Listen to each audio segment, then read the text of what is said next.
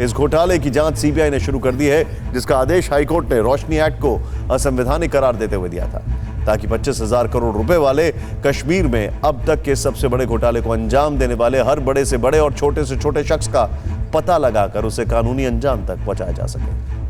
क्या आप ये सोच सकते हैं कि एक राज्य में कानून की आड़ में धर्म के आधार पर जनसंख्या को बदलने की कोशिश होती रही और खुद राज्य सरकार इसे प्रोत्साहित करती रही? क्या आप ये सोच सकते हैं कि नेताओं और नौकरशाहों के नेक्सस ने सबसे संवेदनशील राज्य जम्मू कश्मीर में धर्म के आधार पर आबादी में बदलाव के लिए एक कानून बनाकर उसे लैंड जिहाद का सबसे बड़ा हथियार बना दिया था? क्योंकि आर्टिकल 370 हटने के बाद कश्मीर के साथ हुए धोखे और साजिशों की तस्वीर सामने आ रही है। पिछले साल 370 हटाने के फैसले के बाद पूर्व मुख्यमंत्री रह चुके फारूक अब्दुल्ला, उमर अब्दुल्ला, महबूबा मुफ्ती, गुलाम नबी आजाद सबके सब परेशान हो गए। इस कदम को कश्मीर की डेमोग्राफी चेंज करने वाला काला कदम बताया। फारूक अब्दुल्ला ने तो 370 की बहाली के लिए चीन की चरण वंदना भी शुरू कर दी और 14 महीने की नजरबंदी के बाद रिहा हुई महबूबा मुफ्ती भी अब खिलाफत कर रही हैं। अब हम सबको इस बात का इरादा करना होगा कि जो दिल्ली दरबार ने 5 अगस्त को गैर आईनी, गैर जमहूरी, गैर कानूनी तरीके से हमसे छीन लिया, उसे वापस लेना होगा। लेकिन रोशनी एक्ट जो सच बयां कर रही है वो दरअसल कुछ और ही है। वो सच ये है कि खुद को कश्मीर का ठेकेदार बताने वाले नेताओं ने ही कश्मीर को लूटा है, दोनों हाथों से लूटा है।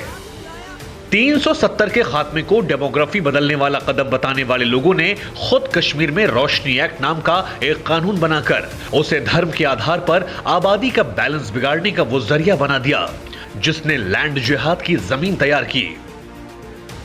साल 2001 में नेशनल कॉन्फ्रेंस सरकार ने रोशनी एक्ट नाम का एक कानून बनाया, जिसके जरिए सरकारी जमीनों पर अवैध कब्जा करने वालों को ही जमीन का असली मालिक बना दिया गया। इस एक्ट के तहत जम्मू में 25,000 लोग बसाए गए, जबकि कश्मीर में सिर्फ 5,000 लोग बसाए गए। सबसे ज्यादा हैरान करने वाली बात तो यह है कि हिंदू बहुल जम्मू में जिन 25,000 लोगों को सरकारी जमीन का कब्जा दिया गया, उनमें से करीब 90% मुसलमान थे। सरकारी जमीनों की लूट खसूट और खासकर जम्मू संभाग में ओवरवेलमिंगली एक धर्म विशेष, एक समुदाय विशेष के लोगों के नाम पे सरकारी जमीन करना, यहाँ की डेमोग्राफी को चेंज करने के लिए, इसे हिंदू माइनॉरिटी प्रोविंस बनाने के लिए, ये 2 चीजें हैं जो ऐतिहासिक फैसलों के जरिए करेक्ट हुई हैं। पहला, इस एक्ट की कॉन्स्टिट्यूशनल वैलिडिटी जो हमने चैलेंज की थी वो हमारी पिटीशन अलाउ हुई और इस एक्ट को असंवैधानिक करार किया गया है और इसके तहत 30,000 जो एप्लीकेशन प्रोसेस की गई थी, सक्सेसफुली ओनरशिप दी गई थी, वो निरस्त कर दी गई हैं। हाईकोर्ट का रोशनी एक्ट को असंवैधानिक करार देने और सीबीआई को जांच सौंपने के बाद यह सवाल बहुत ज्यादा अहम हो जाता है कि क्या साल 2001 से जम्मू की डेमोग्राफी बदलने की साजिश रची जा रही थी। 2001 की जनगणना के मुताबिक हिंदू आबादी 65% और मुस्लिम आबादी 31%। 2011 की जनगणना में हिंदू आबादी 3% कम और मुस्लिम आबादी 3% बढ़ी और आरोप है कि अगली जनगणना में ये आंकड़े और भी ज्यादा बदले हुए दिखाई देंगे, क्योंकि 2015 में बाकायदा अखबारों में इश्तिहार भी दिए गए।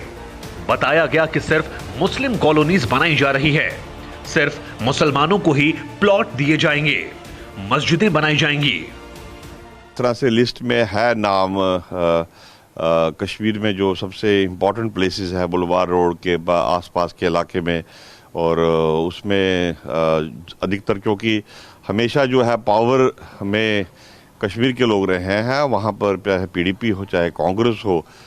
इस एक्ट पर चले अदालत के हथौड़े ने कई सफेद पोशों को बेनकाब कर दिया है। धारा 370 पर हाय तौबा मचाने वाले नेताओं को बेनकाब कर दिया है और साफ कर दिया है कि एक एक्ट की आड़ में नेताओं ने वोट लूटा और नौकरशाहों ने नोट लूटा, जो लोकतंत्र की पीठ में किसी खंजर से कम नहीं।